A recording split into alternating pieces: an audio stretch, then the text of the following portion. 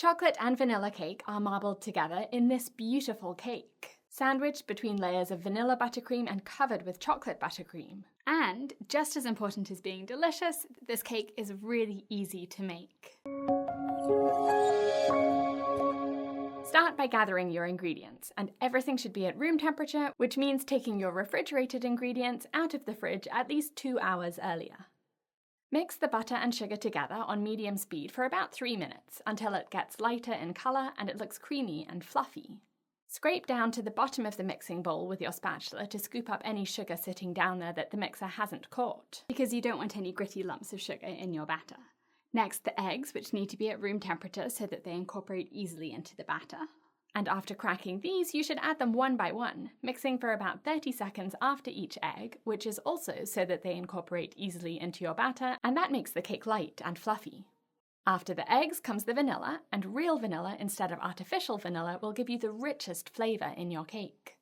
Once that's mixed in, you'll need half of all of the dry ingredients. These are all-purpose flour, baking powder, and baking soda. You'll need another 2 small bowls of dry ingredients for later, with 1/4 of the total amounts of flour, baking powder, and baking soda, but don't add these ingredients yet. And you'll find the full recipe with measurements in cups and in grams on BritishGirlBakes.com.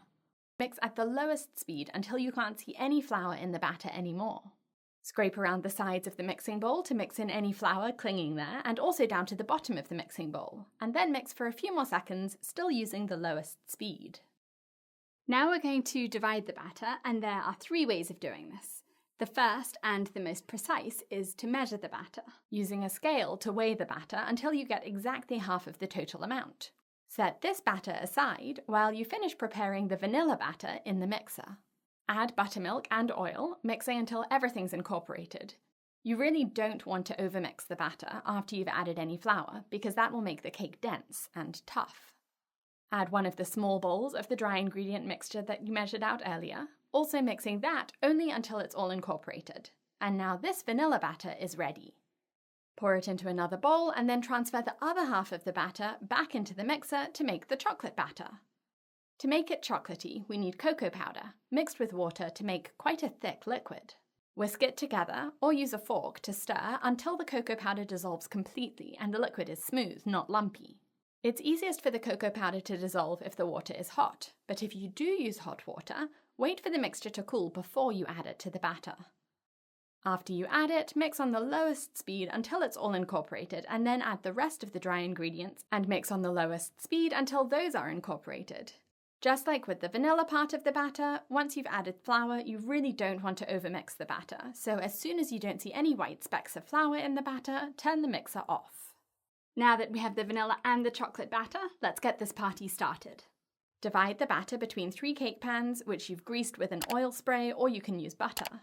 I like to use an ice cream scoop for this part so that you can space the vanilla and chocolate batter around, alternating between them to fill the pans. Then, to marble the batter, use a toothpick or the end of a spatula to drag back and forth through the batter. Make sure your toothpick or spatula or whatever goes all the way down to the bottom of the cake pan, so the marbling goes all the way through the cake layers. If you're using a toothpick or anything else really thin, you'll need to go back and forth in several directions to get a good marble effect, and this will look stunning when we cut into it. Bake the cakes at 350 degrees Fahrenheit or 175 degrees Celsius. Let them rest in the pans for 5 minutes and then turn them over onto a wire rack to cool. This way they won't overbake in the pans and they'll cool more quickly because there's air going underneath them too.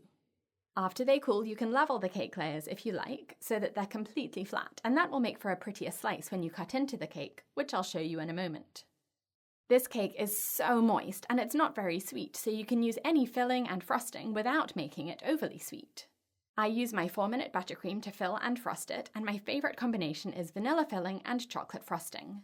Make the buttercream and use about 1/4 of it to fill the cake, saving about 1/2 cup for decorations at the end. Then melt some chocolate chips, and I like to do this in the microwave at 80% power so that they don't burn, and then wait for them to cool before you add them to the rest of your buttercream. To prevent crumbs in your frosting, you can chill your cake layers in the freezer for 15 minutes before frosting them. And I always recommend applying a crumb coat first, which is a really thin layer of frosting to trap any of the crumbs that come off the cake before you apply your final layer of frosting, which sits on top of that so none of the crumbs get into it. As a finishing touch, and to show that there's vanilla and chocolate inside this cake, use the vanilla buttercream you set aside earlier and spread or pipe a thin layer of vanilla buttercream around the bottom of the cake.